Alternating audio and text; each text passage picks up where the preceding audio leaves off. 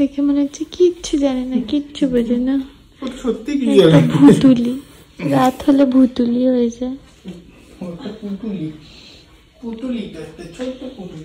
মা তুমি একটু শুয়ে থাকো, আমি আর তুমি একটু শুয়ে থাকি, অ্যাটলিস্ট আধ ঘন্টা শুলেও হবে। মা বলেছে খিমচাচ্ছে না, মা বলেছে আমরা রাত্রিবেলা রান্না করে রাখবো, সকালবেলা ঘুমাবো। ওর অনুযায়ী চলছে এখন সবকিছু। রাত্রেবেলা অফিস করে নিতে হবে আমাকে, কিছু দিকে বলবো রাত 12টায় আসো। কাজকর্ম করে দাও। স্নান টান করে উঠেছে, খুব রেগে গেছিল। স্নান করিয়ে দিচ্ছে, কেন পরিষ্কার করিয়ে দেয়, কেন আমাকে পরিষ্কার করে দেয়? বুঝেছি খিদে পেয়েছে, বুঝেছি না। বাবা আবার চুল আঁচাচ্ছি, চুল আঁচাবে না, কেউ চুল আঁচে দেবে না। তুমি তো চুলটা করে ফ্রেশ হয়ে গেছো তো, এবার স্নান হবে তো, এবার আবার স্নান হবে মা, আরেকবার স্নান হবে। বলে আর হবে না, আমি স্নান করে ক্রিম মেখে রেডি। শুধু প্যান্টটা পরেনি, খিদে পেয়ে গেছে। ওষুধ আছে, ওষুধ কে তারপর শুনছে ওষুধ ভালো লাগছে না, ক্যালসিয়ামটা পচায় না। মাম্মামের মতো মাম্মামে ওষুধ খেতে চায় না। ও মান না, আমি বুঝেছি খিদে পেয়েছি, আমি বুঝেছি। তুমি ওষুধ খেয়ে নাও, তোমায় দেবো। হ্যাঁ পচা উচিত। এই তো খাবে খাবে, ওষুধ চপচপ করছে মানে খাবে। ঠিক আছে ঠিক আছে, চুপ চুপ। আবার কান্নাকাটি,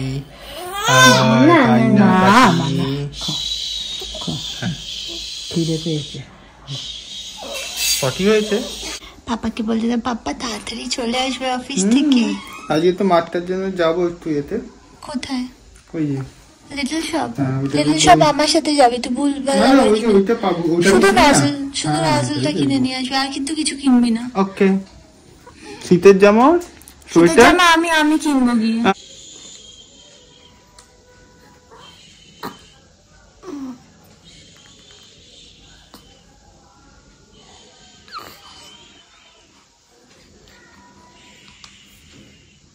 অনেস্টলি বলছি, যখনই আমি ভাবি যে আমি কোনো কাজ করব, তখনই ম্যাডাম উঠে যায়, স্মিহিমা উঠে যায়, উঠে কানু করে। রাত্রিবেলা তো মঞ্জুলিকা হয়ে যায়, কি হয় বুঝতেই পারি না। মানে রাত জাগাতে আমার কোনো অসুবিধা নেই, কিন্তু রাত্রিবেলা কাঁদে, কেন কাঁদে জানি না। ওর পেটে প্রবলেম, মানে পেট ব্যথা করে না, মানে there is no colic pain, potty হয়ে যায়, হিসু হয়ে যায়, পেট ভর্তি থাকে, স্প্যাডেল করা হয়েছে, হোয়াইট নয়েজ চালানো হয়েছে, কোনো কিছুতে ও শান্ত হয় না, কোনো কিছুতে না, শুধু জুচু জুচু জুচু জুচু করেই যাবে।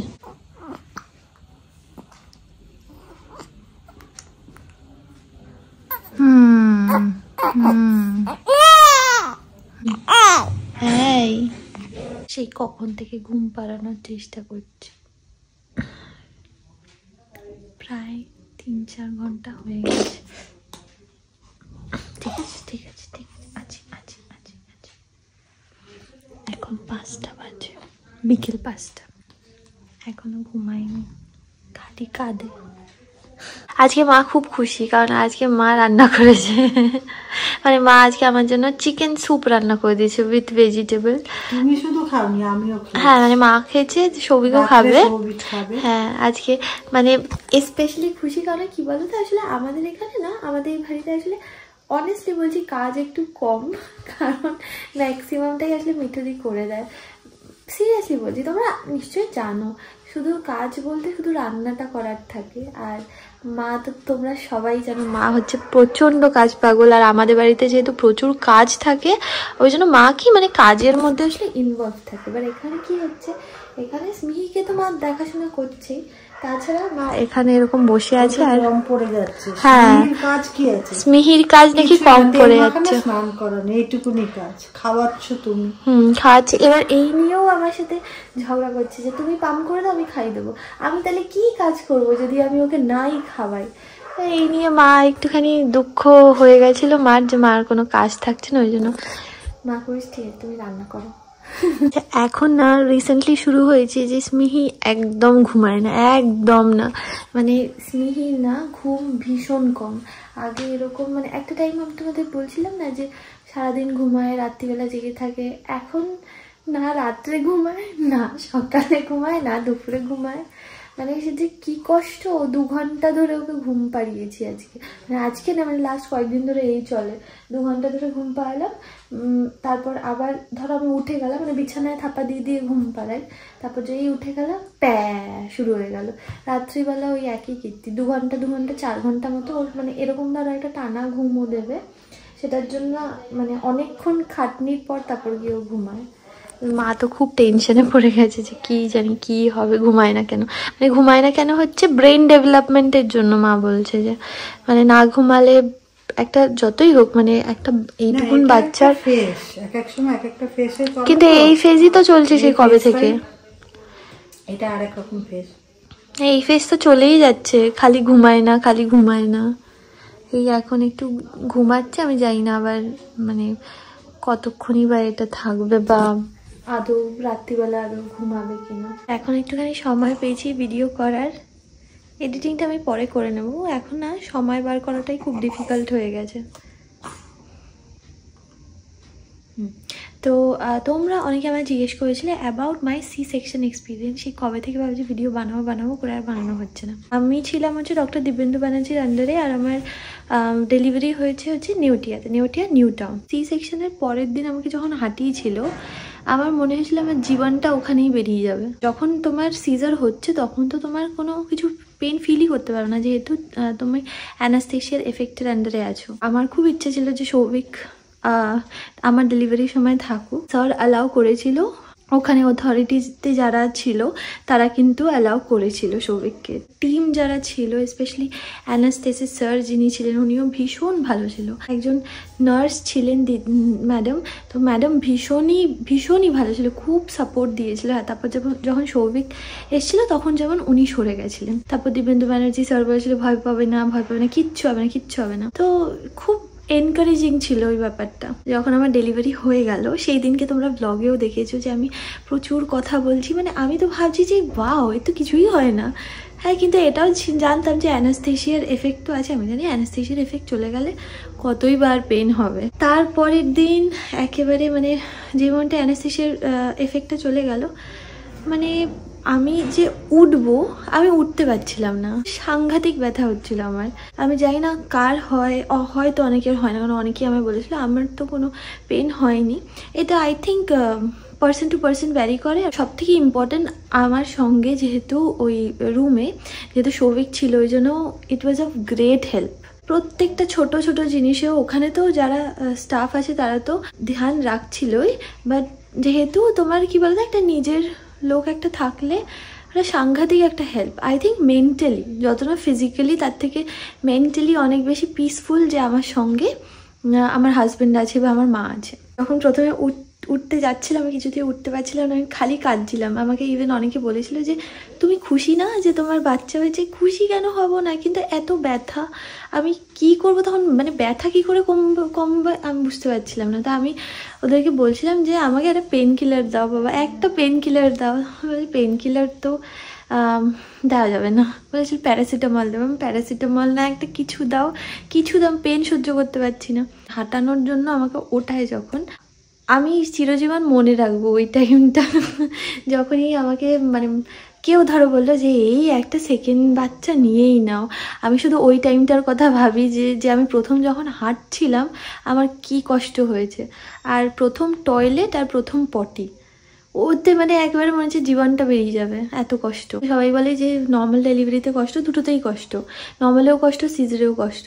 নর্মাল আই থিঙ্ক ওই টাইমটা কষ্ট, আর সিজার হচ্ছে হওয়ার পর কষ্ট, এই তফাৎ, আর কোনো কিছু না। আরও বেশি পেন কেন হয়েছে আমি তোমাদেরকে বলছি। আমার যে খাটটায় বসেছিলাম সেই খাটটা না একটু ঢোকা মতো ছিল, মানে যে খাটটায় শুয়েছিলাম, সরি। এবার খাটটা যেহেতু ঢোকা ছিল না, ওই জন্য আমার কোমরে প্রচণ্ড পেন হওয়া শুরু করেছিল, কারণ সারাক্ষণ তো শুয়ে আছি না। এবার একই পজিশনে ওইভাবে শুয়ে ওরকম যদি একটু ঢোকা মতো হয় তাহলে তো জানো কোমরে পেন হবে। তোমরা জানো কর্পোরেট হসপিটালগুলোতে বাচ্চাকে মায়ের সাথে দেয় না, বাচ্চা থাকবে নার্সারিতে আর মা থাকবে হচ্ছে কেবিন বা এমনি বেডে থাকবে, ঠিক আছে। এখানে একটা মানে বড্ড আপত্তি, শুধু আমার না, আই থিঙ্ক সবারই এটা আপত্তি। আর তোমরা যারা প্রেগনেন্ট আছো, try to choose a hospital যেখানে মানে বাচ্চাকে তোমার সঙ্গে দেবে, কারণ এই একটা কারণের জন্য অনেক রকম প্রবলেম হয়। যেহেতু স্মিহিকে দেয়নি আমার কাছে, আমি না ওকে ঠিক করে খাওয়াতে পারছিলাম না, আর জমে যাচ্ছিল কনস্ট্যান্ট। আর কি তোমরা বলবে পাম্প করা উচিত ছিল, পাম্প তোমরা দেখেছো সৌভিক কিনেছিল, কিন্তু সেই পাম্পটা যখন আমরা হসপিটালে নিয়ে গেছি তখন দেখলাম পাম্প আর চলছে না। আর হসপিটাল থেকে যেই পাম্পটা আমাকে দিয়েছিল, উইচ ইজ চার্জেবল, ঠিক আছে, সেই পাম্পটা কিন্তু মানে খারাপ, somehow it was not working. Suction প্রচুর আছে, বুঝলে, আমার মানে প্রচণ্ড লাগছে, বাট সামহাও বেরোচ্ছে না, অথচ জমে আছে। তোমাদেরকে হয়তো বলেওছিলাম ব্লগে যে আমার না শ্বাস নিতে কষ্ট হচ্ছে, প্রচণ্ড কষ্ট হচ্ছে শ্বাস নিতে, বিকজ এতটাই ভরে আছে, আর রিলিজ যেহেতু হচ্ছে না ওই জন্য আমার নিঃশ্বাস নিতেই খুব কষ্ট হচ্ছে। যেদিনকে আমার রিলিজ ছিল সেদিনকে ইনফ্যাক্ট অনেকে বলেছিল, আই থিঙ্ক, যে তোমাকে তো দেখে মনে হচ্ছে তুমি খুশি। আরে খুশি, আমার তখন মানে কষ্টে একদম পেটে স্টিচ, সেটার একটা পেন, পিঠে প্রচণ্ড ব্যথা, যেহেতু ওরকম ডাবা যেহেতু ছিল, তার ওপর বুকে ব্যথা, নিঃশ্বাস নিতে পারছি না, মানে এতগুলো কষ্ট একসাথে ছিল, তো ওই জন্য আই থিঙ্ক ওটা এক্সপ্রেশনেও পুরো বোঝা যাচ্ছিলো। যাই হোক, খুশি হব না বলো, এটা খুশি হব না কেন, মানে এর থেকে খুশিটা কী হতে পারে বলো। কামিং ব্যাক টু দ্য, তোমার মেথি আছে? না মেথি নেই। আমি ওদেরকে বলে জানিয়েছিলাম যে এরকম না আমার বেরোচ্ছে না, ও বলছে তাহলে হচ্ছে না, হচ্ছে না মানে জমে রয়েছে, বার কীভাবে করবো, বলে অনেকক্ষণ ধরে পাম্প করো। আচ্ছা ঠিক আছে, অনেকক্ষণ ধরে পাম্প করলাম, তাও হচ্ছে না। রাত্রিবেলা লাস্টে হ্যাঁ হয়েছে, এইটুকুন বেরিয়েছে। আমার এইটুকুনিতে কি হবে বলো, জমে তো আছে এত। বললো আরও বেশিক্ষণ ধরে পাম্প করো। বললাম ঠিক আছে, আরও বেশিক্ষণ ধরে পাম্প করে। এবার রাত্রিবেলা না 10টা নাগাদ ওদের কাছে পাম্প চেয়েছিলাম, পাম্প বললো যে অন্য একজন নিয়েছে, আবার অন্য একজন নিয়েছে, এই করে করে আমার কাছে পাম্প এসছে রাত 1:45 সময়, ঠিক আছে। সেদিনকে আমি 2:45 অবধি পাম্প করছি, 2 ঘন্টা ধরে পাম্প করছি। সত্যি কথা বলতে জানি না একটা পাম্প কতক্ষণ অবধি চালাতে হয়, কতটা ফোর্সে চালাতে হয়। যারা পাম্প ইউজ করো জানো যে একটা বাটন হয় যেটা দিয়ে তুমি স্পিড বাড়াতে পারো, মানে কতটা সাকশন তোমার হবে। আমি ম্যাক্সিমাম সাকশন দিয়ে দিয়েছি। আর সেদিনকে রাত্রিবেলা এত যন্ত্রণা, মানে আমার পাম্প হচ্ছে আর আমি আহ করছি, মানে এত ব্যথা লাগছে। সৌভিক বলছে ছেড়ে দে, আমি ছেড়ে দেবো মানে জমে আছে, বার তো করতে হবে কোনোভাবে।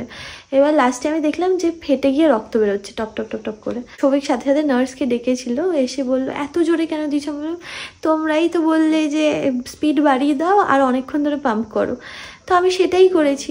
আমি কোথায় ভুল করেছি বলো তো? আমি জানি যে এইভাবেই হবে।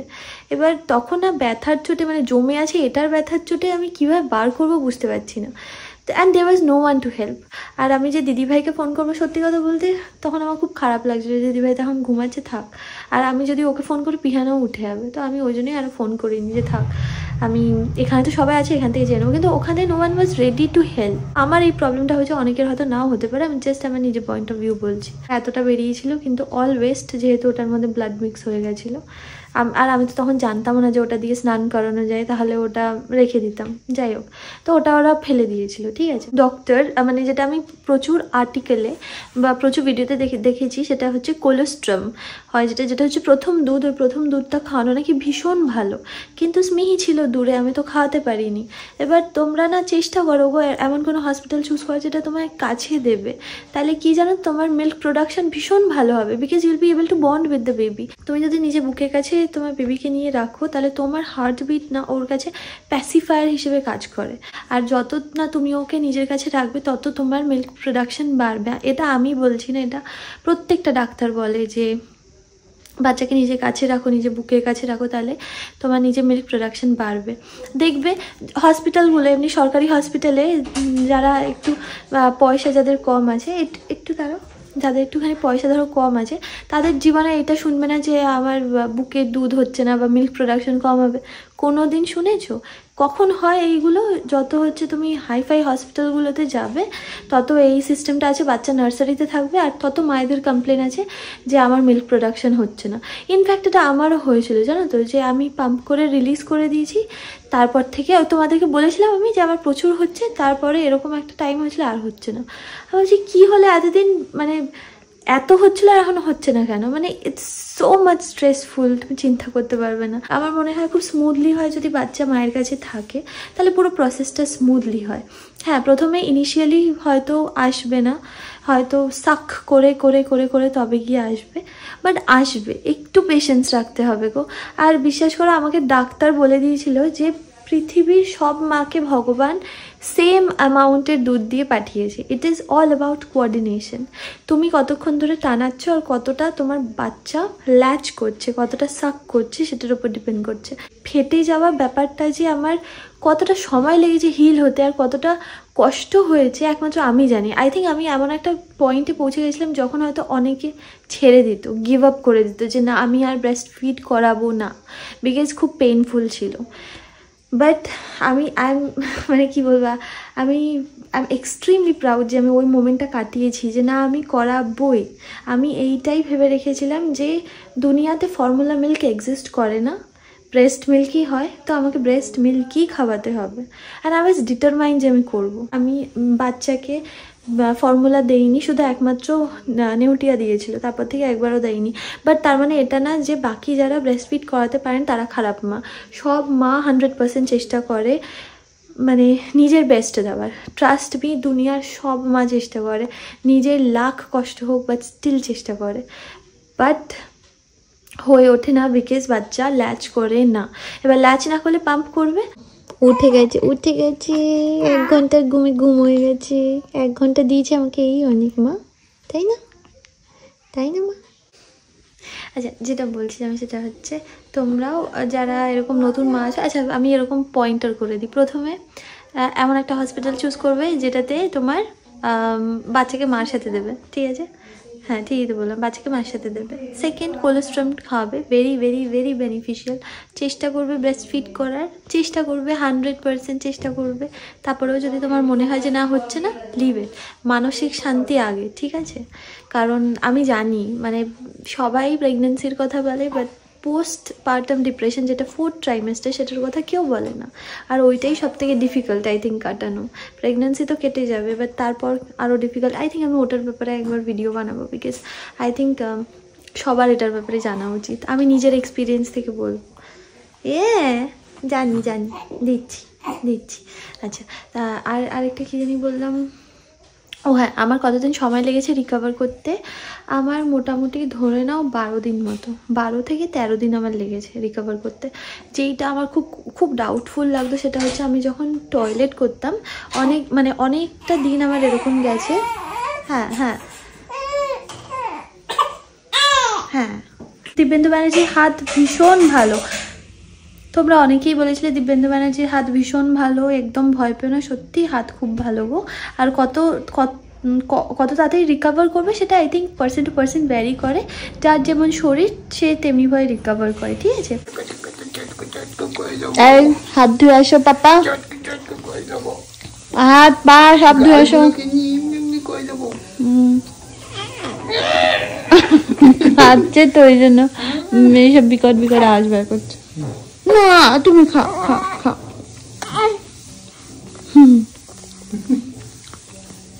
আগে তুই অফিস থেকে এসে সবার আগে কি মামাই বলে একটা কত হাগ মাগ করে। এখন কি করছে? সেই খাচ্ছে না ঘুমাচ্ছে? এটাই প্রথম প্রশ্ন। এই তো এই যে দত দেখছে না এগুলো কি মা? দত দেখলে কি মা? আরেকটু তুলে দাও তো, ভিশন আসছে না। হ্যাঁ, এই নাও নেক্সট এই যে মা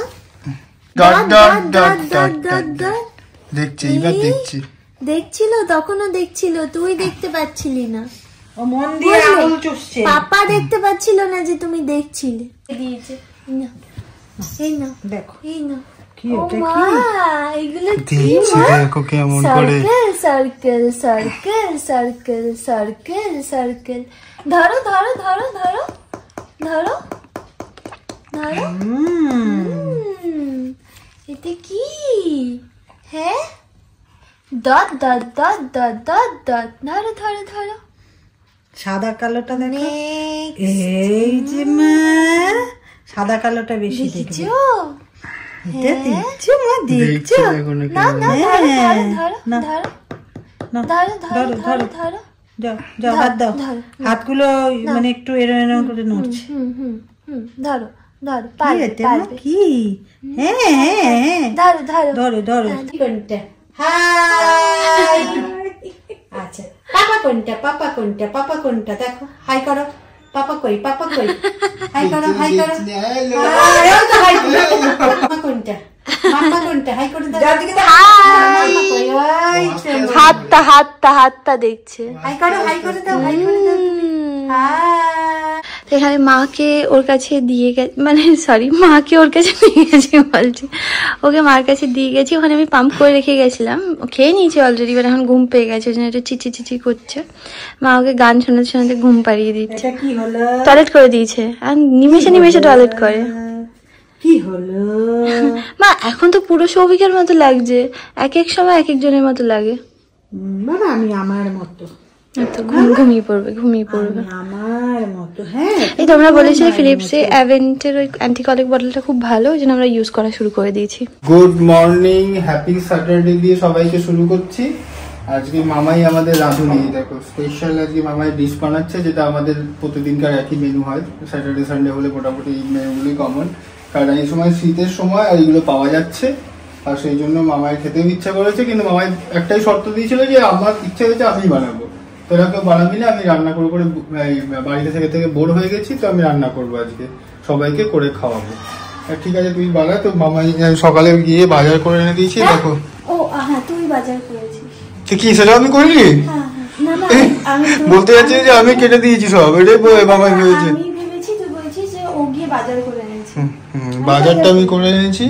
আর দেখো সব কেটে, যেখানে ক্যাপসিকাম, এখানে আদা কুচি, এখানে পেঁয়াজ, এখানে একটা ক্যাপসিকাম, এখানে পেঁয়াজ, এটাও কেটেছি। পেঁয়াজ পাতা, এই যে পেঁয়াজ পাতা, তার সঙ্গে ছোট কুচি পেঁয়াজ। আর একটা জিনিস বলি, সৌভিক যখন করে তখন হচ্ছে খুব পারফেক্টলি করে, একদম মাপে মাপে প্রত্যেকটা জিনিস আমি ইকুয়ালি। সেটা ক্যাপসিকাম কাটা দেখলে বোঝা যাবে। এই দেখো, এটা হচ্ছে আমার কাটা, এটা হচ্ছে মামার কাটা। কারণ আমি কি বলতো, আমি এটা তুই হচ্ছে যে ফার্স্ট রান্না করি সেটা আমি পারবো না। হ্যাঁ, ওইটাই হচ্ছে ব্যাপার। আর এখনো সময় অনেকটা হয়ে গেছে, অনেক ফাস্ট করতে হবে, তো ওই জন্যই আর কি। স্মিহি আছে না ওখানে, একটা টাইম ও আমাকে দেবে, তারপরে কিন্তু ও চাইবে, তো ওই জন্যই তাড়াতাড়ি তাড়াতাড়ি করে যা হোক করে হয়ে যাবে। দেখো আরেকজন এসছে রান্না দেখতে। কি হয়েছে মা, তুমি ঘুমাচ্ছ না কেন মা? হ্যাঁ, এটা তো তোমার ঘুমানোর সময়। কি হয়েছে? ওটা ভিতরে ভিতরে ভিতরে। কি হয়েছে? আজ তুমি খাবে ফ্রাইড রাইস চিলি চিকেন? কি মা, আমি ভালো করেই কেটেছি, আমার কাটা আসলে কারো পছন্দ হয় না, বাট কি করবো বলো, ফাস্ট ফাস্ট করতে হবে।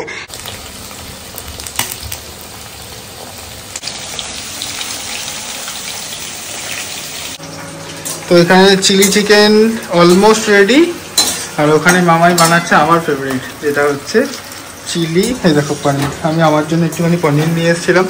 আমি চিলি চিকেন আসলে খুব বেশি পছন্দ করি না, আমি চিকেন খেতে চাইছি না, ইদানিংকালে চিকেন খেতে একদম ভালো লাগছে না, তো একটু পনির খাবো, আমাকে একটু পনির করে দেয়। তো সেই মশলা আমি কি হেল্প করছি, আমি কিছু হেল্প করি। আরে হ্যাঁ, ওই সঙ্গে থাকে, ওটাই হেল্প করে, ওই সব করছে। হয় না বাবা, আমাদের কি বলতো একটু ফাস্ট ফাস্ট করতে হবে, আমি বললাম, মানে রান্না বসতেই অনেকটা সময় লাগে।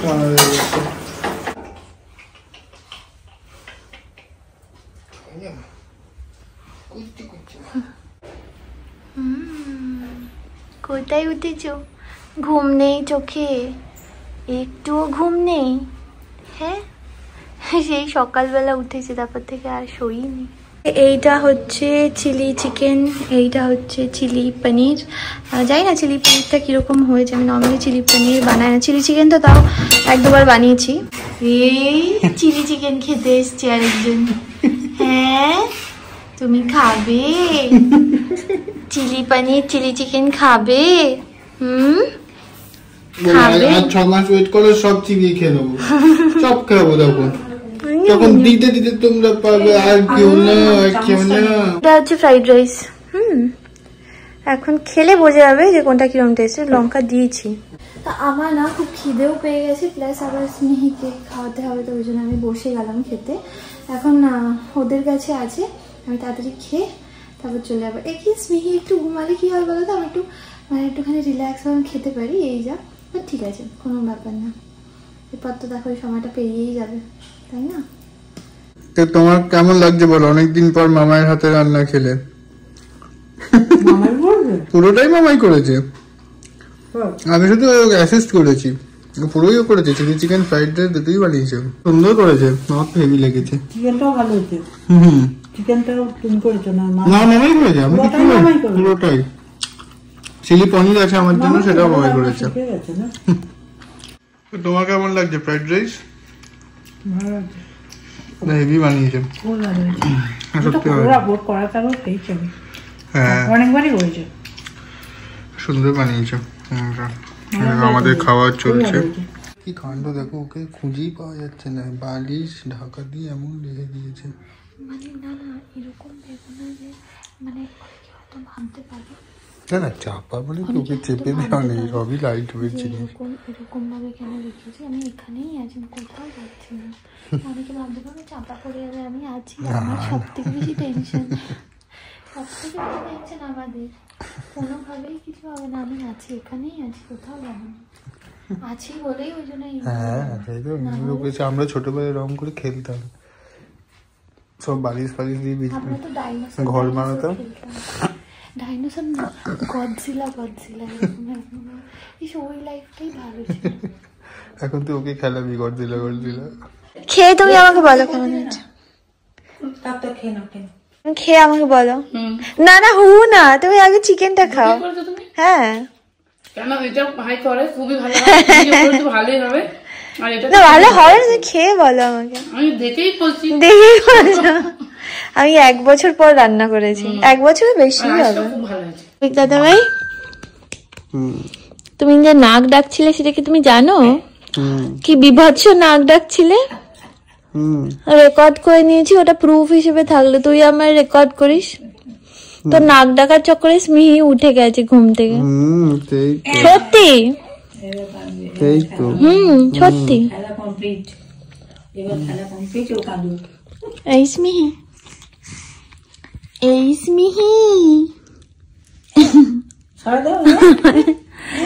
গুজু গুজু কি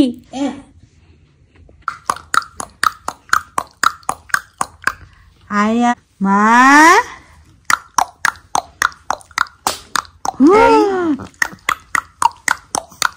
কি তুমি মাম্মা দেখেছো? মাম্মা, ওরে বাবা রে, মাম্মা কই, মাম্মা কই, স্মির মাম্মা কই। তোমাকে রেখে কি করে অফিস যাবো মা? কি করে অফিস যাবো তোমাকে রেখে? তোমাকে অফিসে নিয়ে চলে যাবো। হ্যাঁ চলো চলো আমি একটু না, মা এখন টামি টাইম করছে। সবাইকে বলে দাও tummy time is very important, তাই না? একটু কানো হবে, মালিশটা হয়ে যাও। এই তো হয়ে গেছে, তো মালিশটা হয়ে গেছে। এখন থেকে টয়লেট করিয়ে দেওয়ার প্র্যাকটিস করছে। আমার পিঙ্কি মা হয়েছে। হ্যাঁ দিলেই হবে, আমার পিঙ্কি মা। তুমি আমার পিঙ্কি মা হয়েছো, মা পিঙ্কি মা। ওর পাপা নাক ডাকছিল আজকে, খালি আমাকে লেকচার মারে, খালি লেকচার মারে। পাপা আজকে রেকর্ড করে নিয়েছি যে তুমি নাক ডাকছো। বলো আমার ঘুম ভেঙে গেছে তোমার নাক ডাকার আওয়াজে, জানো? ওই পুষ্পা হয়ে যায়। পুষ্পা প্যান্ট এনেছো না, ধরো তো। মামা এখনো ছিলিম হাত নেই, আর মামা এখন মা হয়ে গেছে মোটা। এবার শাড়ি ব্লাউজ পরলে এই মোটা মোটা হাত দেখা যাবে। তোর তো পেট, আমার না এখন হালে মোটা হয়ে গেছে, আমার কিছু করার নেই, আমি খাচ্ছি বলে এত। তা খাবো না আমি তাহলে, আমার মানে ব্রেস্ট মিল্ক করাবো কোত্থেকে তাহলে? তোর তো প্রথম থেকে তো পেট মোটা ছিল। আমি তো বলেছি পেট মোটা, যেটা আমরা আজকে দেখাচ্ছি। আমি থোড়ি অ্যাঙ্গেল দেখে ওই দেখে মামা আমাকে এরকম নিস না, আমার ভুড়িটা আসছে বলেছি কোনোদিনও তোকে? তাহলে তুই শুয়ে শুয়ে এমন অ্যাঙ্গেলে করেছিস যে এত মানে ডাইনোসরের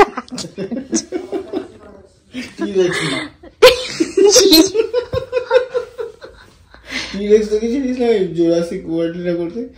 ওর নিজের বেবিকে যেমন করে যত্ন করে রাখছিল না, ইয়েতে মনে হয় দ্য লস্ট ওয়ার্ল্ডে, সেরকম তুই ওকে যত্ন করছিস। ওর হ্যাঁ যত্ন করে রাখি তো, কিন্তু আমার মা সকাল থেকে আমাকে খাওয়াতেই দিচ্ছে না। আমি একবার খাওয়াতে নিলাম, দাও দাও দাও আমি খাই দিই। তুমি তো পাম্প করে দিচ্ছ না? আমি এটা চটকানোর জন্য এটা নিচ্ছিলাম। দেখো কি করছে, কোথায় এনে ফেললে তুমি বলো তো আমাকে? পেটুর মধ্যে ভালো তুই দেখ না এরকম ভাবেই তাকায়, হায় ভগবান আমাকে এরকম কষ্টের মধ্যে কেন দিলে? তুই বলেছিলি না যে হসপিটাল দেখে ভেবেছিল যে অনেক পয়সা সৌভিকে আলতু ফালতু কথা একবার বলে দে মা। হ্যাঁ হসপিটাল দেখেছি বাবা, এটা আমি হাইফাই ফ্যামিলিতে এসছি ভাই, চলো গোল্ডেন স্পুন একদম। তারপর এসে দেখেছে, হ্যাঁ তারপর এসে দেখেছি রংচটা ফ্ল্যাটে।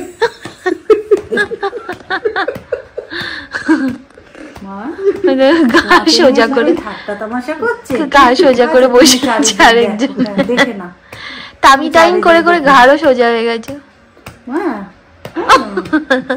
কি মজার কত খেলনা পুতুল, হাজির হলাম হল্লা হাসি ফেরিওয়ালা ভাই, খোকা খুকু ছুটে এসো সবাই, নতুন নতুন মুখোশ বলো কি চাই। সৌভিক এখন একটা জোক চালাচ্ছে, আমার খুব ইচ্ছা যে এটা দুই মাস শুনে হাসতে পেটে খিল যায়। চালা চালা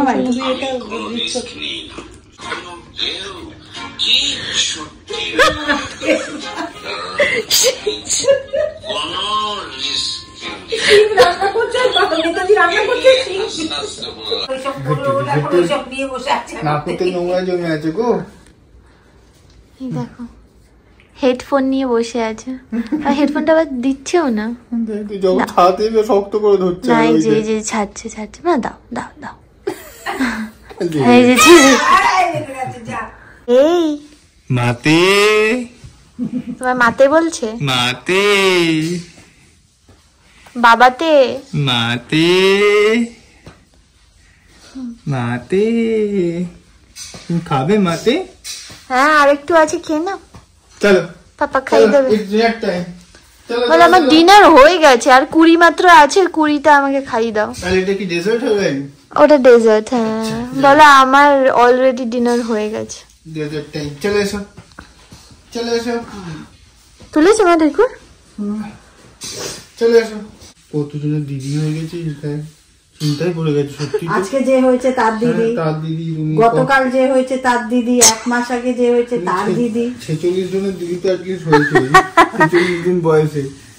46 পার ডে একটা করে হয় নাকি? অনেক, অন অ্যান এভারেজ খুব কম করে ধরছি, খুব কম হয় না রে। এটা 46 কোটি হয়ে গেছে, তো আর কত হয়? তাকাচ্ছে তোর দিকে আবার, 46 জন কম ছিল না, 46 কোটি বলার চলকে দিয়ে আমাকে বুড়ি বানিয়ে দিলে। আমি কতজনের দিদি হয়ে গেছি জানো কি? অনেক দায়িত্ব, সবাইকে দেখতে হবে। হ্যাঁ ছোট ছোট থেকে মানুষ করতে হবে তো। আচ্ছা আচ্ছা